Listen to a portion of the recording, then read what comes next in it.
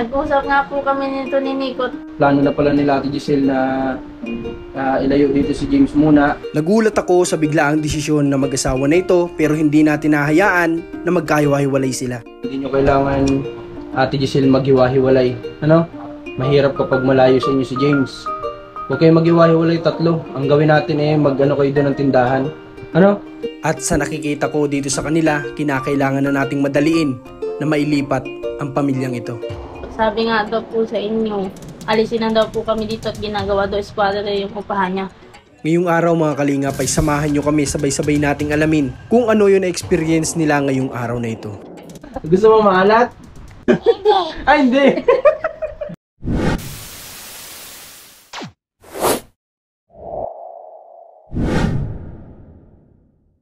Magandang gabi sa inyo mga kalingap. Dito tayo kala Giselle ngayon. Kasi yung tatanungin natin sila tungkol dun sa lilipatan nila. Buti na lang timing, nandito si Nico ngayon. Nagtrabaho ka ba ngayon, Nico? Opo. Ha? Nagtrabaho po. Kumusta yung trabaho mo ngayong araw? Alis naman po, ay hindi naman po nagtrabaho maghapon. Hanggang alaon na lang po. Hanggang alauna lang. Kumusta naman yung pabalik mo dyan sa kabila?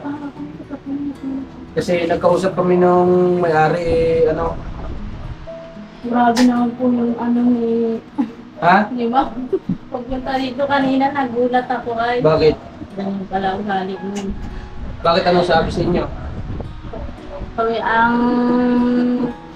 Kami yata ay kami yata ang pinagbibintangan dyan sa diaper. Kami ang ginalitan ng ginalitan. Pinuntahan kayo dito? Hmm. Anong sabi naman sa inyo? Anong pananalita niya sa inyo? Hindi daw po lilinisin yung harapan niya at binababoy daw, gumayasin daw. Sabi ko, bakit naman po gayon? Sabi ko, hindi naman po sa amin yung diaper. Sabi ko, si Tia Marcos na po pati nabili ng diaper nito, kulay green ang diaper. Anong ibig sabihin niyang lumayas na daw kayo? Sino nagpapalaya siya? Siya po, grabe po yung bibig niya, hindi po maganda. Wala naman siyang karapatang magpalaya sa inyo kasi hindi naman siya may-ari nito. Kausap ko yung may-ari nito kanina bang umaga? Kahapon? Kanina umaga? Ako yung nagpunta dito, tayo. Yung maedad na? Kasama po yung asawa. Kailan nagpunta dito? Kanina po yung mami. Kaya ng umaga, kasi nga hindi niya alam. O kasi hindi pa niya alam. Pero nung nagkausap kami kanina, sabi niya, sabi niya okay daw. At hindi nga daw niya alam. Ginulit-galitan kami kanina, nagulat ako kanina, tsaka ayak ako pagsasalita. Sabi ko, grabe nung ako magsalita ka ako pala yung may-ari nito. Ganun na sinabi sa inyo? Pati nga si Ate Susan po ay ginalitan. At yung mga diaper nga daw po itabi. Sabi ko, hindi naman po yung sa aming diaper. Tsaka sila din naman nagsabi kanina na nakita nila yung aso na dinadala nga doon sa loob. Mga aso pang may gawa niyan. Sila din naman na nakakita. Nakita din naman nila kaya nga nag-usap kami kaninang umaga na hindi naman talaga dito. At yung mga aso kasi pinababayaan na nakabukas yung gate nang nasa baba. Kaya pumapasok yung aso. Di syempre ang aso kung saan niya may makuha, dadalhin kung saan sila tumatambay, di ba? Ang masistika nga po, yung nireklamo ni ma'am, yung mga diaper daw po, napupunta doon sa loob nila kung sino daw may gaway. Sabi ko sa kanya, ma'am, hindi ko gawa yan, hindi ko rin kako alam at ako naman lagi po dito sa loob. Di, nalabas lang po ako pag matabo. Lagi niya nangabutan na may diaper sa loob. Katulad ng isang araw, may buto naman na nakalagay. Yun nga, yun yung sabi sa akin mga kalingap nung may-ari. Bakit daw may buto ng lechon? Sabi ko paano naman magkakalechon yun sila ate pangalan nito? Giselle. Ni Ate Giselle. Paano naman sa Ate Giselle magkakaroon ng lechon? Hindi naman nga ang nadadatnan ko laging ulam nila gulay, ganyan, kung ano yung bang ulam ninyo binibili nyo lang? Kung minsan lang ikaw nagluluto. So yun lang mga kalingap, nagkausap-usap kami kanina nung may-ari. At kala ko nga abot pa sa barangay. Buti na lang naayos naman na namin doon kasi yun nga, hindi ko alam na pumunta pala dito bago kami nagkausap. Pumunta pala dito at ano ba yung pagkakasabi sa inyo? Pasigaw sa inyo? Galit na galit po ay. Nagkatatawag po dyan sa pinto. Kala ko po kasi nag-iingay sa baba. Naglabas po ako eh. Bigla po siyang nagbungad. Bakit daw ganyan binababoy daw yung harapan niya? Simula daw. Sabi nga daw po sa inyo, alisin na daw po kami dito at ginagawa daw eskwadra daw yung upahan niya. Sabi ko, grabe nang malinis naman dito kami sa Sana bahay. ipinakyat nyo sila dito para nakita nilang malinis naman dito, Wala di ba? naman palag din sa baba lagi. Lagi naman po ako nagwawalis. Kasi mga kalingap sumugod pala dito yung may-ari, Kalate Giselle, at sinigawan daw sila. So napaka mali po yun kasi dapat sinigurado muna kung ano ba yung totoo, di ba? At saka yun nga, sabi niya sabi ko sa kanya, huwag po kayo mag-alala at mas mamadaliin po namin na makalipat sila dun sa titirhan nila na bago, no? Kaya nga ngayon, Nico, napunta ako dito para tanungin ka, kailan mo ba gustong simulan yung bahay ninyo? Kasi kami, ready kami para magbigay na ng unang materialis doon. Ang buhay hardiflex. Kung ilang hardiflex gagamitin, unahin na natin. Kailan mo balak bang trabahuhin yun? Sa po nga sana po sa Sabado para makasama ko yung kasama ko dun isa. Okay. Kung makakatulong sa akin. Sinabi niyo doon sa akin yun ay. Sinabi niya, oy, maganda yun mga kalingap, good offer yun. Kaibigan ni Nico nag-offer na tutulong sa pagpapanday ng bahay nila. Ito ba Nico yung na-check mo ba yung mga kahoy dun kung okay pa? Okay pa naman, matitibay pa. Ang sira lang po na kayo dito sa may likod po. Sa bandang likod na yun. Oo, wala. Pero dito sa harap, sa gilid, okay yun. Okay na. Okay, sige. So mga kalingap, by Saturday, bibili tayo ng mga gamit, materials, hardiflex. Hardiflex gamitin natin para para maganda, matibay-tibay. Nico? Kaysa sa plywood, madali-dali lang naman ang plywood kapag hindi mo na pinturahan ng ayos yan. Madali yan masisira. So hardiflex, unahin natin. Sige, Saturday. At naman, si Ate Giselle, ano ba yung message mo sa akin? Nag-usap nga po kami nito ni Nico. Gusto po sana namin ito ihatid muna doon sa lula nito. Bakit mo ihahatid? Dahil Tatrabaho muna po sana ako para ang hirap po kaya nang iisa lang po nagtatrabaho ay. gusto mo dalawa kayong kikilos. Paano si James? Papayag ba ang lolo niya na maiwan siya doon? Kahit naman po, nandun naman yung lolo nito. Hindi naman po ito mapapabaya pag nandun yung lolo nito. So mga kalingap, plano na pala nila Ate Giselle na ilayo dito si James muna, idalhin doon sa kanilang lola, sa lola ni James. Kasi gusto daw ni Ate Giselle na magtrabaho na. Kasi ang hirap nga naman kapag isa lang yung kumikilos, di ba? Nauwi po ito, walang kita. Wala naman po akong magagawa. Sabi ko, wala mo naman wala kang kita. Kaysa naman akong mangyalam ka dyan, may maiuwi ka lang.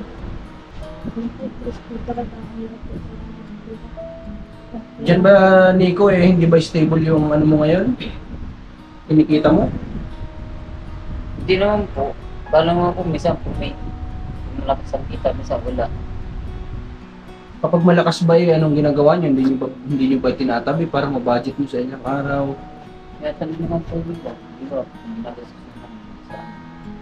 Yun nga po, manigan siya ang dami na po ng laman. Ay yung hindi na. Isang linggo yung walang kita. Just, nasa-side na po. Grabe sila Ate Giselle kasi mga kalingap may alkansya sila doon, nakita ko kanina. So halos ito, puno-puno na daw ito na Ate Giselle. Pupuno na yun, tagal na po yan Ito. Ay, wala na tayo po si Nico. Wala na. Alkansya sa Ate Giselle, puno na daw ito. Kaso nga lang, dumaan yung araw daw si Nico medyo wala yatang kinikita. Kasi hindi naman talaga pare-parehas ang araw ang trabaho sa ganyan, di ba? So nagagalaw na nila itong itong iniipon nila. Ang gagawin natin Giselle ganito. Kung kaya mong wag nang ilayo sa inyo si James, doon sa pipistuhan po ninyo, pwede ka doon magtinda. Yun nga po sana maganda din yung may tindahan bago. Pwede kang magtinda doon, Nahirapan rin po ako. Hindi maiwasan si James po isipin, baka magparaiyak doon yung sabi. Wala nang pagpipilian. Ganito na lang, yun na lang gawin natin. Hindi nyo kailangan Ate Giselle maghiwa-hiwalay. Mahirap kapag malayo sa inyo si James. Huwag kayo maghiwa-hiwalay tatlo. Ang gawin natin kayo doon ng tindahan. Pag nakalipat kayo doon. Pero sa ngayon, ang unahin natin muna yung magiging tirahan nyo, maayos na natin. pagporsigihan natin Nico na maayos na yung bahay ninyo. Parang sa ganun, mailipat na namin kayo doon. Ano? Para kung ganyan, ang sama naman sa pakiramdam na pupuntahan kayo dito para lang sigaw-sigawan na ganyan bilang tao din, di ba? Na kahit na hindi naman kayo yung may kasalanan. No? Gawin natin ang paraan yan. Kain-kain natin yan. Ano? Gawin ng paraan. Basta tulong-tulong lang tayo. Tulungan nyo din kami. Ano? At para sa inyo naman ito ay. Ha? Sige. Sa Saturday, Nico, anong oras natin na anong oras tayo pwede magsimula? Maganda, mas maaga. Mga alas 5 po. Alas 5 ng umaga. Alas 5 po ako na nito nalabas. Di dapat pala, Friday pa lang, nandun na yung materials. Para anytime sa Saturday, kahit kung gusto mong maaga, nandun na, pwede mo nang ano. Si Nico po kasi mga kalinga may experience po ito sa karpintero. Nagiging trabaho niya yan. So, hindi na natin kailangan dito sigurado ng karpintero. Kailangan niya helper. So may ano na siya, may kaibigan na willing ano. Kasi kanina po, kinausap po Nico yung karpintero namin. Minesis nga ni Commander kung available. Hindi pa sigurado. Wala pang kasiguraduhan kung ma-available yung oras, no? Ang hirap mag-antay ng ganun kung kailan lang magiging available. Kaya ang gawin natin, tama yun, buti may gustong tumulong sa iyo, no? Kasi ang kailangan mo nandun makakatulong din sa ano. Paano kung kailangan i-cutting yung hardflex, anong gagamitin natin? Mamana-manuhin. Pero ang alam ko sa hardflex, mga kaling kasi hindi yan ginagamitan ng lagari kasi malambot yan, pwede maputol. Parang ang may sadyang pamputol dyan. Ang gawin na lang natin, kahit kung may kailangan i-cutting, baka pwedeng mahiram natin karpintero, i-cutting niya lang. Ano, baka pwede niya saglitin kung kailangan may cuttingin, tapos kayo na magkakabit. Ganun na lang, gagawin natin. Ay! James, halika James.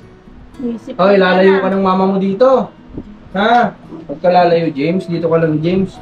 Hindi mo kailangan lumayo. Ano, James? Kayang-kaya yan nila mama mo. Magtitinda na lang si mama mo doon para para hindi kayo magkahiwa-hiwalay tatlo. Mahirap mga kalingap pag hiwa-hiwalay ang pamilya. At ganyan din po yung yung experience ko, magkakahiwalay, broken family. Although hindi naman sila magiging broken family, magkakalayo lang. Pero ganun din po yun. Malalayo yung loob ng bata dito sa mga magulang niya. Kung dati nga nalayo na yung loob kay Nico, di ba? Ate Jessel? Nalayo na yung loob niya nung pag-uwi ni Nico dito halos hindi na lumalapit kay Nico. Lalo na kapag nandun na ito, mas mahirap. Anong merienda ni James? Yung tinapay po, yan. Binubulati po doon sa matatamis. Ay, ganon? Pinapakain na. Kanina Hindi ka na pala pwede ng ganon, James. matatamis ay... Itatawa. Ha? Tinitinin niyo yung sarili niya sa camera. Ano, James? Hindi ka na pwede ng matamis, James? Ha? Hindi ka na pwede? Ha? Hindi ka na pwede ng matamis? Anong gusto mo maalat? Ha? Gusto mo maalat? Ha?